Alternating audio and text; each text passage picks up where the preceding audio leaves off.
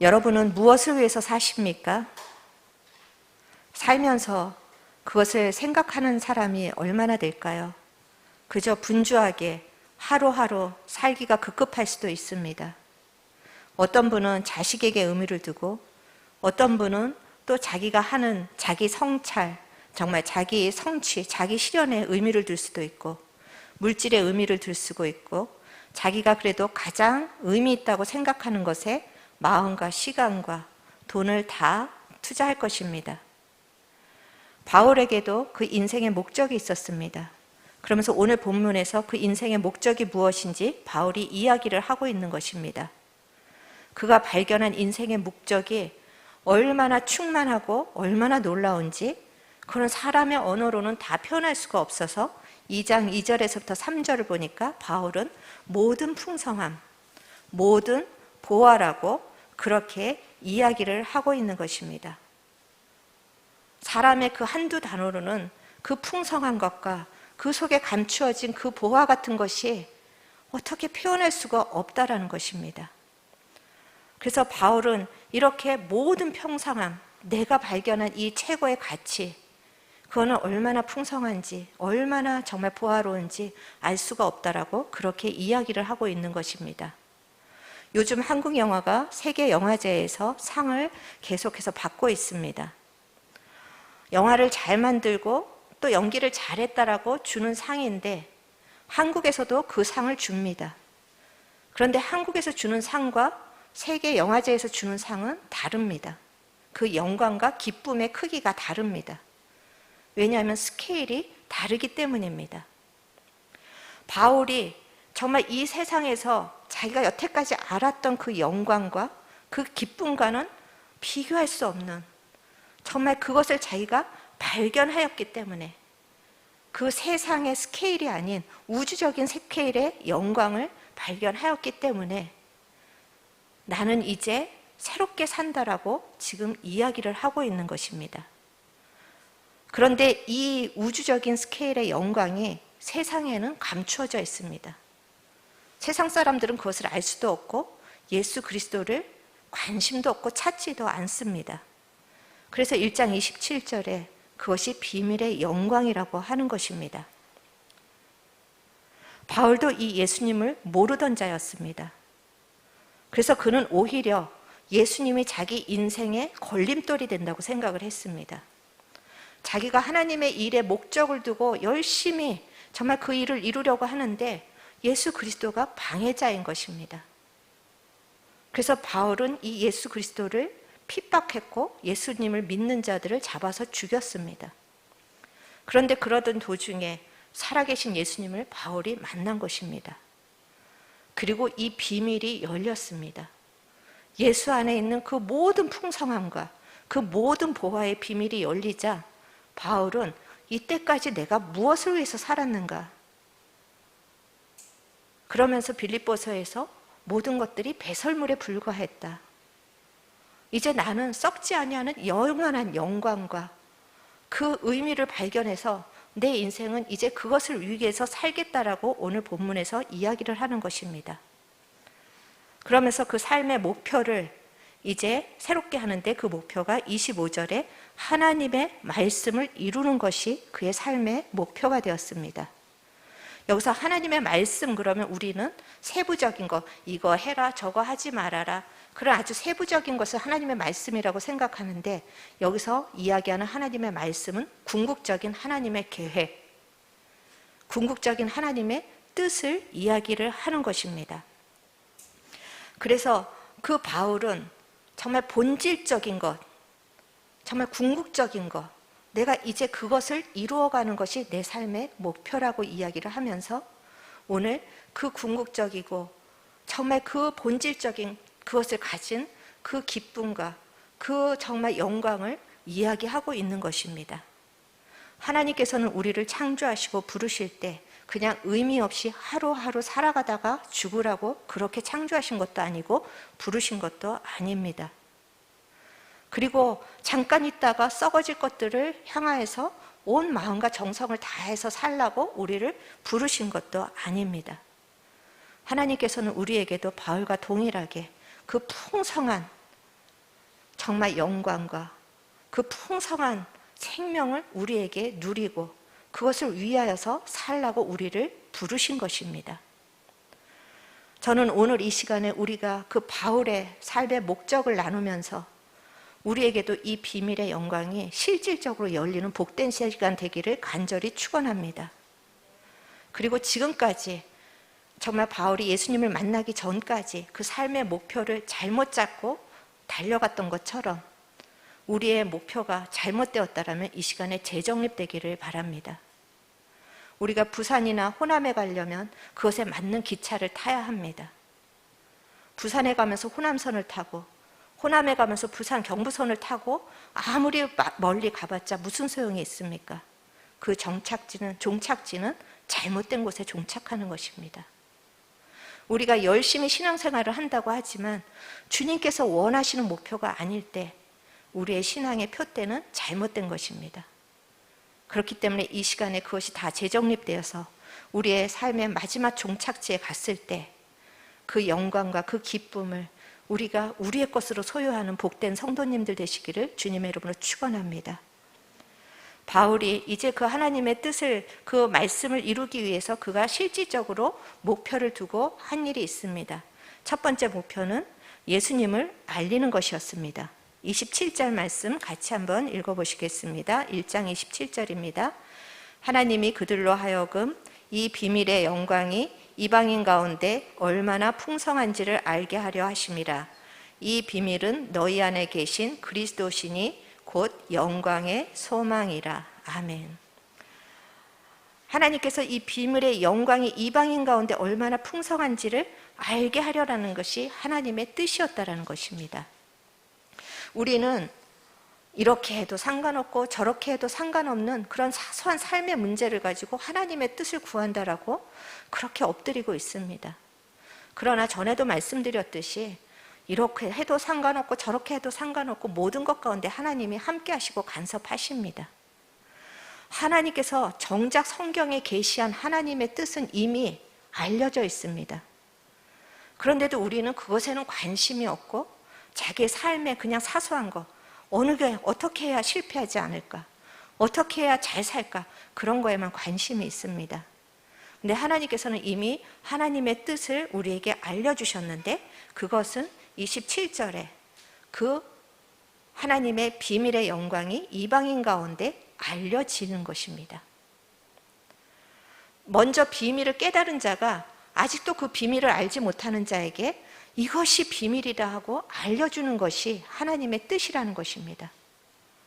예수 그리스도를 모르는 자에게 하나님의 비밀인 예수 그리스도를 알려줘서 그 사람의 영혼이 구원받는 것이 하나님의 뜻이라는 것입니다.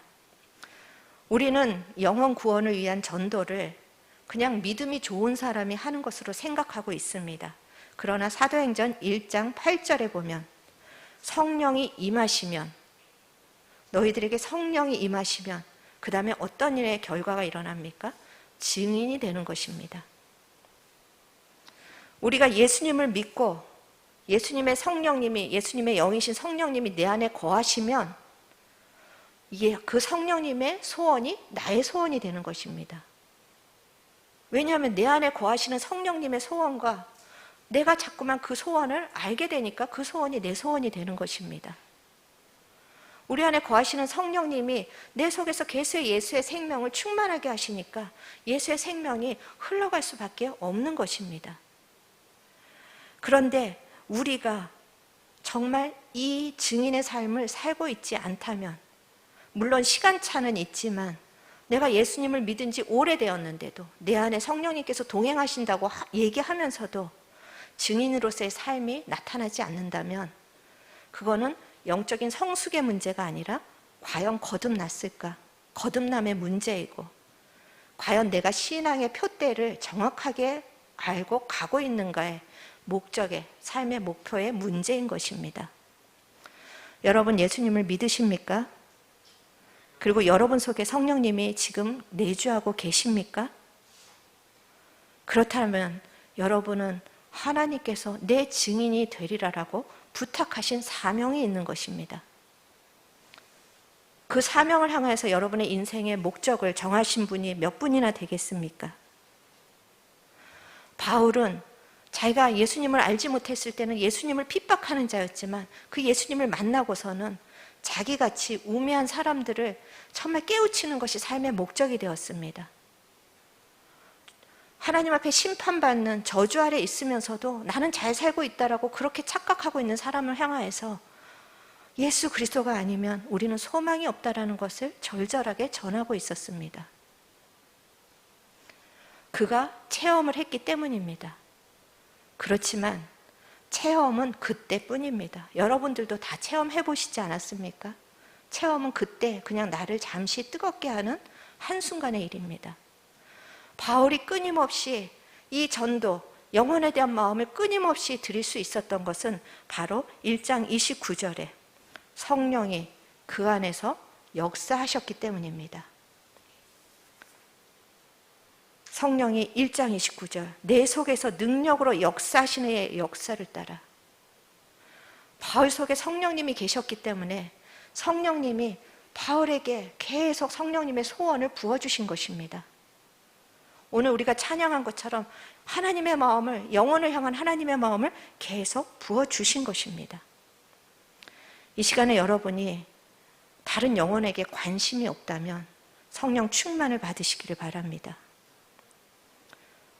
혹여라도 여러분의 이 신앙의 설정에 잘못된 목표를 두고 있다면 이 시간에 그것이 무너지고 하나님이 원하시는 신앙의 목적으로 여러분의 인생이 세워지기를 간절히 축원합니다.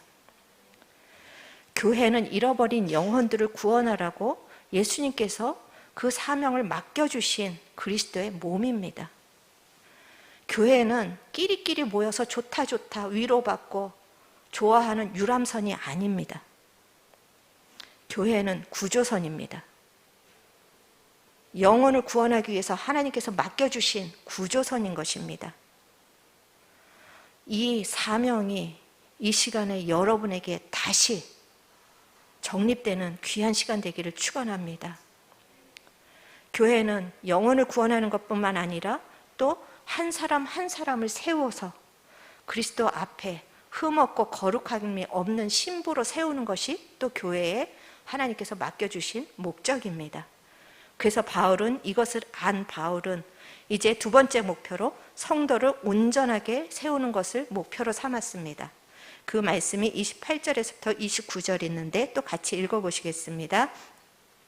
우리가 그를 전파하여 각 사람을 권하고 모든 지혜로 각 사람을 가르침은 각 사람을 그리스도 안에서 완전한 자로 세우려 함이니 이를 위하여 나도 내 속에서 능력으로 역사하시는 이의 역사를 따라 힘을 다하여 수고하노라. 여기서 완전하다라는 것은 퍼펙트하게 흠이 하나도 없는 것을 이야기하는 것이 아니라 성숙한, 온전하게 되는, 점점 성숙해지는 그런 단어를 이야기를 하고 있습니다. 바울은 예수 그리스도를 전파한 후에 그 다음에는 성도들이 그리스도 안에서 온전한 자로 세워지기를 힘을 다해서 수고를 다했다라는 것입니다. 마치 자녀가 정말 그 인간답게 이 세상에서 살아가기 위해서 육체적으로나 정신적으로나 그 장래나 그들이 건강하게 살아가기 위해서 부모가 태어나서부터 힘과 수고를 아끼지 않는 것과 같이 한 영혼을 세우는 바울의 마음이 그랬던 것입니다. 보통 직업을 가지고 있는 여성들이 하는 말이 있습니다. 밖에 나가서 일하는 것에 많은 스트레스가 있지만 그래도 애 키우는 것보다는 쉽다라고. 그만큼 사람을 세우는 일은 힘든 일입니다. 여러분이 그 자녀 한 사람을 세우는데 얼마나 여러분의 모든 힘과 수고를 다하고 여러분의 마음을 다하고 그렇게 힘들게 키웠습니까? 바울이 사람을 세우기를 원했던 마음은 편해서가 아닙니다. 그는 때로는 사람들로부터 많은 오해를 받았습니다. 바울이 사람들을 지적하고 죄를 지적하고 그럼 정말 그들을 새롭게 하기 위해서 그 빛을 비추면 사람들이 네가 무슨 권리로 우리에게 이렇게 하느냐, 너는 예수님이 살아계실 때 사도도 아니지 않았느냐, 그러면서 바울을 공격했습니다. 그리고 열심히 힘을 다해서 그 영혼들에게 복음을 가르쳤더니 너무나도 속히 다른 복음으로 떠나면서 엉뚱한 소리를 합니다. 정말 너무나도 어렵고 또 포기하고 싶은 상황들이 많이 있었지만, 그렇지만 바울은 영혼을 세우는 것이 자신의 인생의 목적이 분명했기 때문에 흔들리지 않았습니다.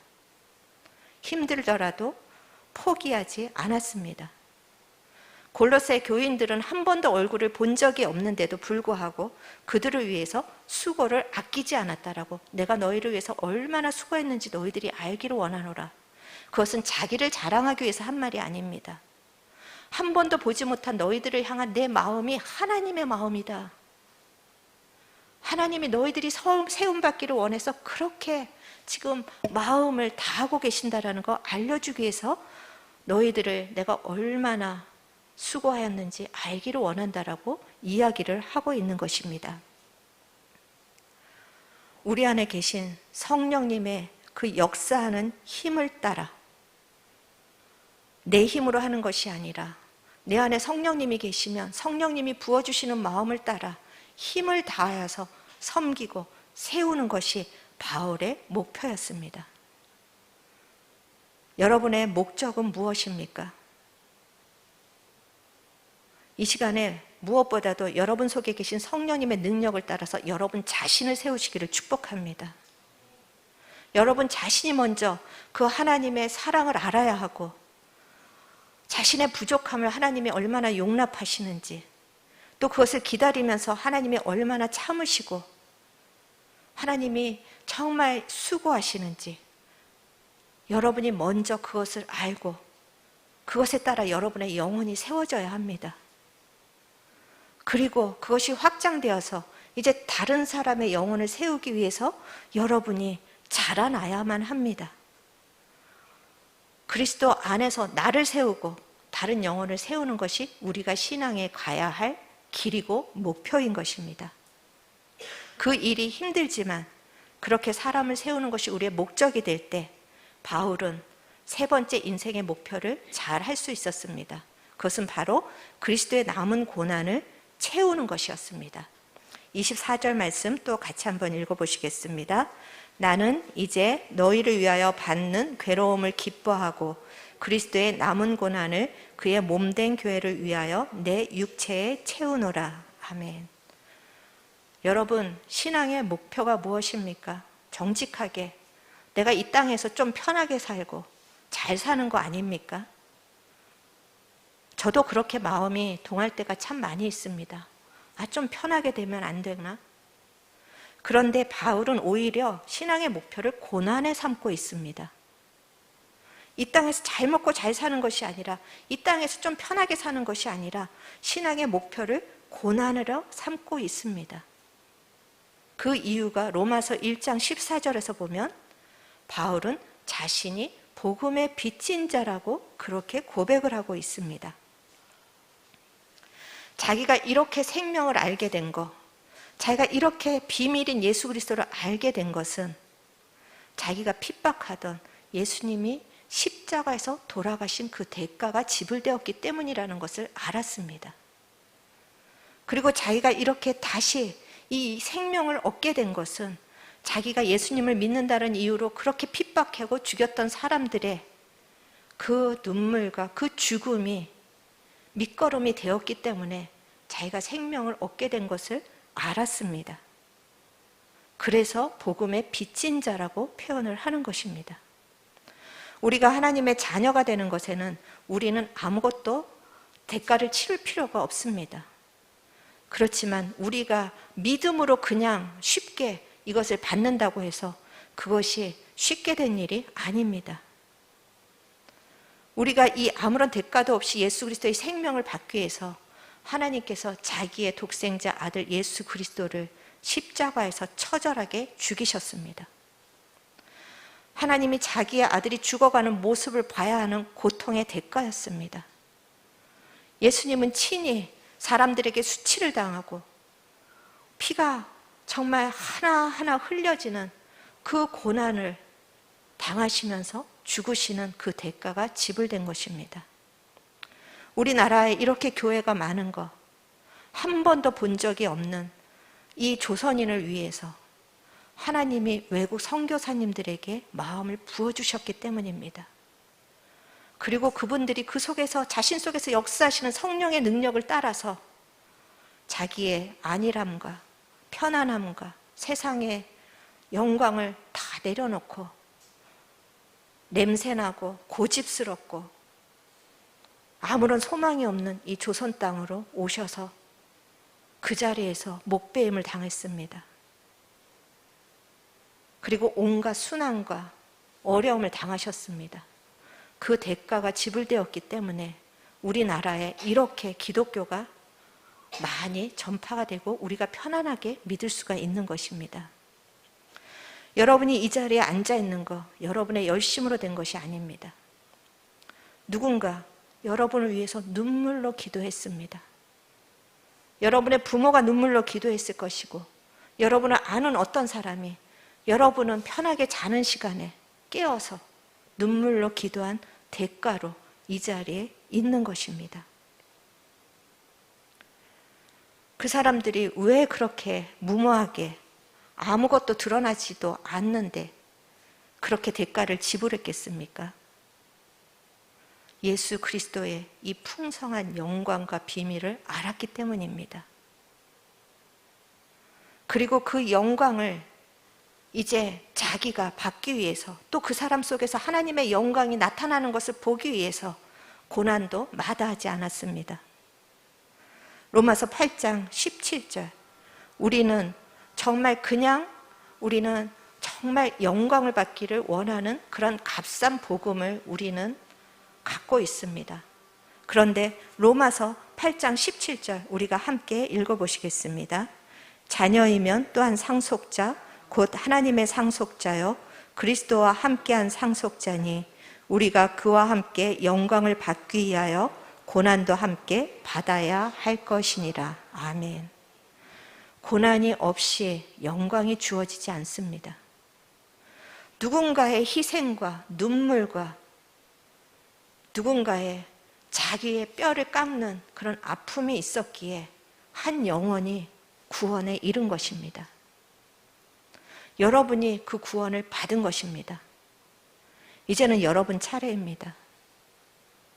이제는 여러분이 내 삶의 목적은 이 땅에서 잘 먹고 잘 살고 편하게 사는 것이 아니라 이 하나님의 마음으로 내가 그리스도의 남은 고난을 채우겠다라는 여러분의 목적이 이렇게 설정될 때 여러분은 세상이 알 수 없는 우주적인 스케일의 영광을 받게 될 것이고 반드시 보게 될 것입니다.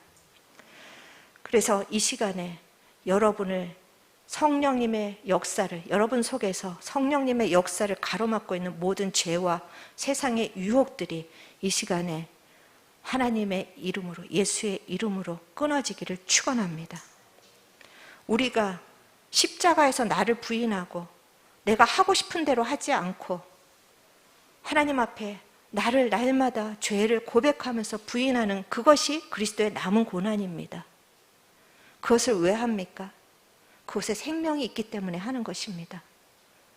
그리고 그렇게 그리스도의 남은 고난을 채우면서 자기의 영혼을 세울 때 이제는 다른 사람을 위한 수고를 할 수 있는 하나님의 마음을 부어주실 것입니다. 그래서 저는 여러분의 인생이 다시 한번 고난의 길에 기쁨으로 동참하겠다라는 결단이 있고 목표가 새로워지는 이 시간이 되기를 간절히 축원합니다. 여러분, 다시 한번 질문합니다. 여러분 무엇을 위해 살고 있습니까? 목적이 바뀌지 않으면 아무리 신앙생활을 열심히 해도 소용이 없습니다. 이 목표가 바뀌지 않으면 영적인 성장을 내가 이루고 싶어도 이룰 수가 없습니다. 바울은 감옥에 있을 때 정말 너무나도 힘들고 힘든 시간이었습니다. 그런데 그는 감옥 밖에 있는 사람들에게 오히려 기쁨을 역설을 합니다. 감옥 밖에 있는 사람이 바울을 걱정해서 기도해야 하는데 오히려 감옥 안에 갇혀 있으면서 기쁨을 이야기하고 오히려 기도를 합니다. 복을 흘려보내는 것입니다. 그렇게 할 수 있었던 이유, 바울의 삶의 목적이 분명했기 때문입니다. 그 목적을 잘 이야기하고 있는 것이 빌립보서 1장 20절인데 같이 한번 읽어보시겠습니다.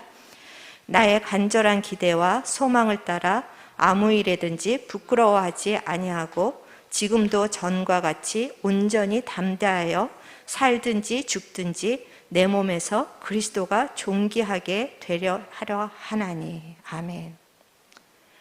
우리는 무엇이 목적입니까? 기도하는 목적이 무엇입니까? 하나님, 빨리 이 문제를 해결해 주십시오. 빨리 이 문제에서 응답받게 해 주십시오. 그것이 우리의 기도의 목적일 때가 많이 있습니다. 그런데 바울의 목적은 내가 살든지 죽든지 내 몸에서 그리스도만 존귀하게 하면 된다. 이걸 쉽게 풀어서 내가 감옥에 있으면 무슨 상관이냐? 내가 감옥에서 예수의 생명이 더 풍성하게 나타나면 그것으로 됐다. 내가 감옥에서 있는 시간이 내 뜻대로 안 되고 점점 길어지면 무슨 상관이냐? 이 길어지는 시간 속에서도 주님의 생명이 더 풍성하게 나타날 것이다. 내가 죽은들 무슨 상관이냐? 내 속에 계시는 영원한 생명이 나를 천국으로 이끌고 가실 텐데, 나에게 주신 최소의 은혜가 천국인데, 그렇다면 그 위에도 더 많은 내가 알지 못하는 영광과 은혜가 숨겨져 있는데 내가 죽는 게 무슨 상관이냐? 이렇게 지금 이야기를 하고 있는 것입니다. 저는 여러분이 삶의 문제를 많이 가지고 있다는 것을 압니다.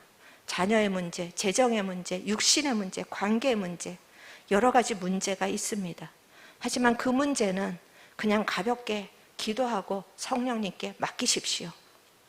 여러분에게 가장 좋은 때, 가장 좋은 방법으로 주실 하나님을 신뢰하시고 던져버리십시오. 우리가 계속해서 문제를 바라보고 있고 그렇게 상황을 바라보고 있으면 우리는 더 염려와 근심에 사로잡힐 뿐입니다.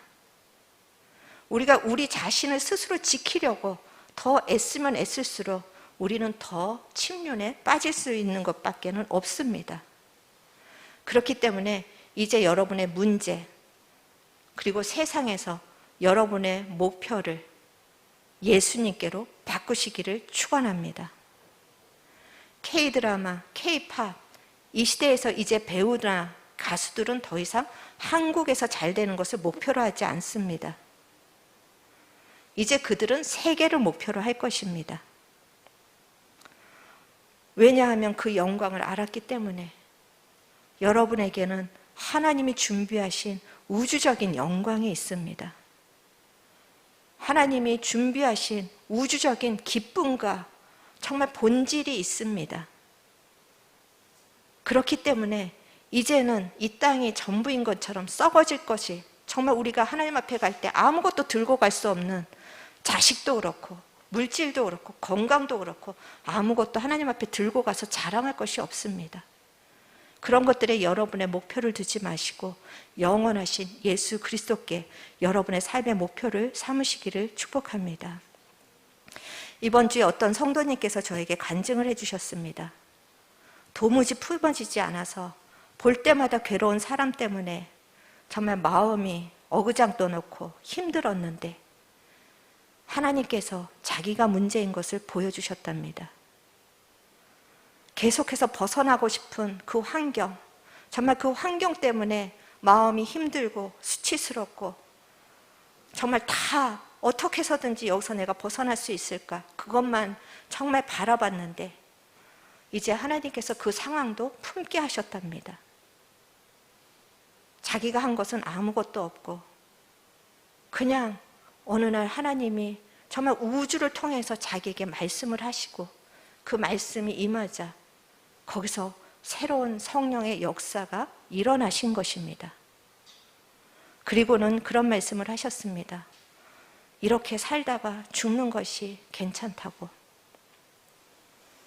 하나님이 이것밖에 안 주시면 이렇게 살다가 죽으면 된다고. 왜냐하면 이제 자기는 예수 그리스도를 발견했기 때문이라는 말씀을 하셨습니다. 이제는 예수님이 인생의 답이기 때문에 더 이상 염려하지 않겠다라고 결단하셨습니다. 그리고 자기를 괴롭히는 그 사람을 향하여서 입을 닫기로 결단하셨습니다.